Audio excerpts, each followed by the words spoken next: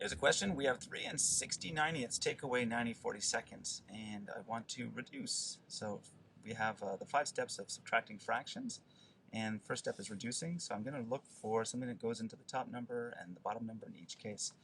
And I notice both end in 0, so I'm going to divide them by 10. And over here I have 90/42. They're both even, so I'm going to divide those by 2. And what do we get? We have 3 and 6/9 take away 45/21. And I can see that they both can still reduce. They're both, everything's divisible by 3, so I'm going to divide the top and bottoms of everything by 3. So the 6/9 are divisible by 3, and the 45/21 are also divisible by 3, so I can do that. That gives me 3 and 2/3 take away 15/7. 15/7 is an improper fraction, and when subtracting or adding, we really don't want to have improper fractions. It just makes everything really difficult. So I'm going to convert the improper to mixed numbers by doing 15 divided by 7, which is 2, with a 1 remainder. So the 2 is the new whole number. It goes in the front, and the remainder goes up to the top and becomes our new numerator.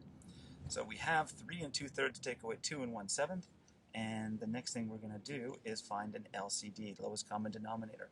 The smallest number that 3 and 7 both go into is 21. So we're going to rewrite the fraction with a denominator of 21. Okay, so to get the 3 to become 21, we're going to multiply it by 7. To get the 7 to become 21, we're going to multiply it by 3. So whatever you do to the bottoms, you're going to do to the tops. So here the 2 gets multiplied by 7, the 3 gets multiplied by 7, giving us 14/21.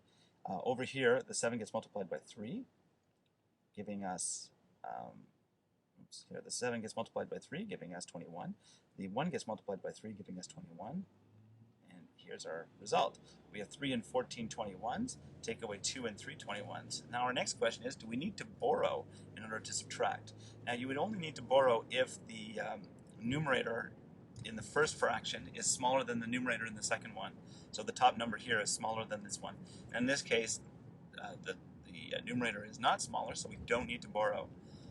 So we're just going to subtract. So when we subtract, we subtract the numerator. So 14 take away 3 is 11, and we keep the denominators. And so we end up with 11/21. And then we subtract the whole numbers, 3 take away 2, and that gives us 1. So we have 1 and 11/21s. And then we want to ask ourselves, do we need to reduce again? Okay, so we start with reducing and we end with reducing. What goes into 11 that also goes into 21? Nothing, because 11 is a prime number and 11 does not go into 21, so there we go.